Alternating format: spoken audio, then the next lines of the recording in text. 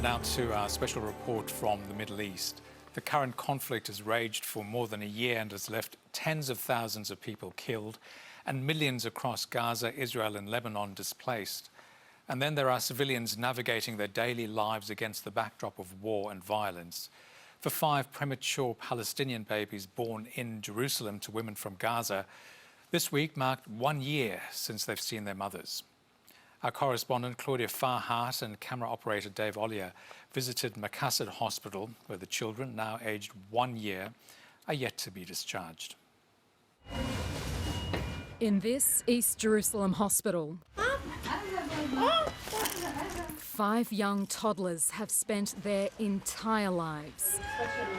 There's Seda, triplets Nijmeh, Najwa and Noor, and Anas, one of quadruplets. All the staff are looking after them,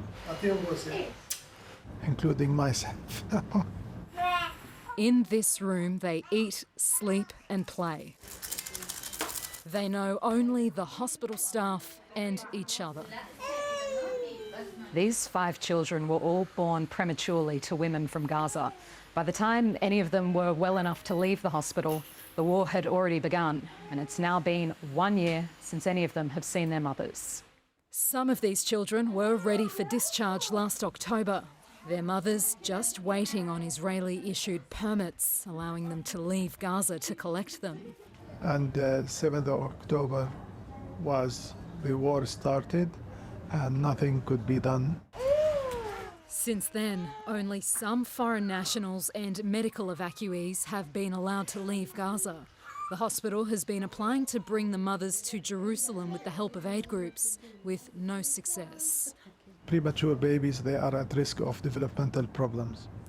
And being separated from their family, any normal kid, separated from his mother, it is a big problem with this emotional problem. We spent a morning with these 5 children. 100 kilometres away in Gaza, this is the closest their mothers can get. Anas's mother, Nada, was able to bring the other 3 quadruplets home before the war began.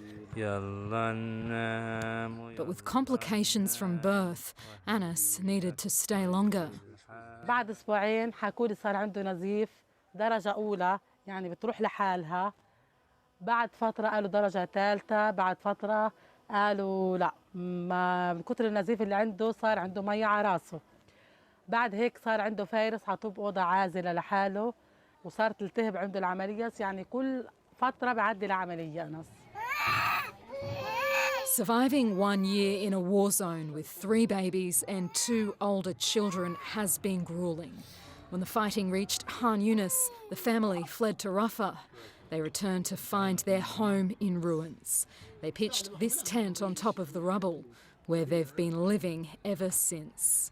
بنخاف من العراس، من الفيران، حشرات، يعني بعوضة كثير بالليل، أولاد البعوضة، يعني الفرط الليل كل ما نسمع فار أصحي جوزي ولا عرسة بطردها برا، يعني بنصحى بنلاقي كوم رمل من العراس وبفحروا وهنا بنلاقيهم قارطين ماكلين أواعي الأولاد. As much as Nada wants to be reunited with Anas, she knows this is no place for him. أهم شيء أنا بالنسبة لي كأم نفسي أضم أنس، نفسي أضمه، نفسي زي نفسي أحطه بحضني أنا كثير بعيطه ونفسي أضمه. أنس بده حليب خاص، بده كل شيء خاص، بده أهتم، يعني فيش ولا خيمة بستحملش الشوب اللي احنا عايشينه، عمليته بتلتهب، بستحملش الحياة اللي احنا عايشينها نهائي.